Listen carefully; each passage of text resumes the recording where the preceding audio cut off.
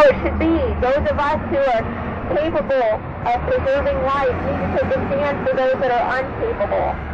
See, these children are loved by God, and we may think that they're inferior to us, but they are created in the image of God. And God forms them when they are yet in their mother's womb. He creates them with a plan and with a purpose. Every single one of them.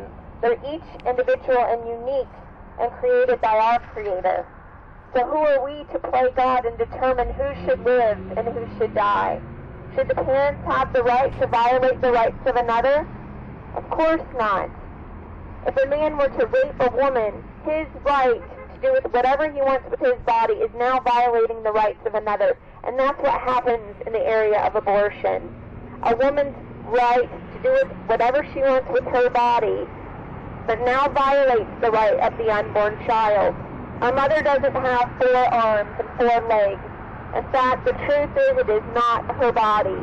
It's a body that is inside of her body. Folks, please, this is the truth of abortion. I know we don't like to look at it. I know we want to turn our heads, but we must be forced to look at the truth. That's when change will happen. That's when God can use these signs to change our hearts, to soften our hearts. We must be sensitive to what's happening in our land. When you look at a baby that has been dismembered, disemboweled, decapitated, our hearts should mourn and grieve the loss of these little children. We shouldn't become angry at the people holding the signs, bringing the truth, but we should become angry at the ones who are committing these great sins in our land. The Bible says, thou shalt not murder, and if we even have murder in our heart, we are in danger of judgment. When we stand before God, we'll all be guilty, deserving of death. The wages of sin is death. And when we stand before a holy, righteous God, we will be accountable for every thought, word, and deed. Sins of omission, sins of commission. God will hold us accountable. We will be without excuse, because God has given us all a conscience. He gives us the knowledge to know the difference between right and wrong. And when we stand before Him, having His law upon our hearts, He will judge us. And if we have done nothing to stop abortion, if we have done nothing to be a voice for the voiceless, and rescue those that are being led to slaughter, then we will be held accountable. We must act. Now is the time. God has been very merciful and gracious upon our land, but He is slowly removing His hand of mercy upon us. We must act. We have so much blood coursing through our streets. See, folks, when we think of the unborn child, we tend to ignore the truth. We tend to suppress the truth because we don't like to face the truth. It's hard for us to even wrap our minds around millions of children slaughtered by abortion.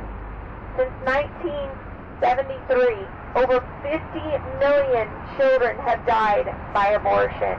That is more than every victim of every war in our U.S. history combined. Abortion has murdered more people than any other war, including our terrorist attacks.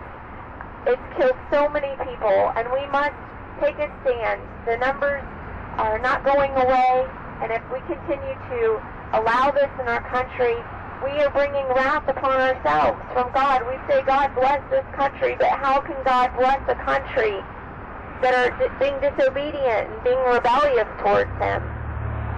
See, God has given His clear word as instructions for us.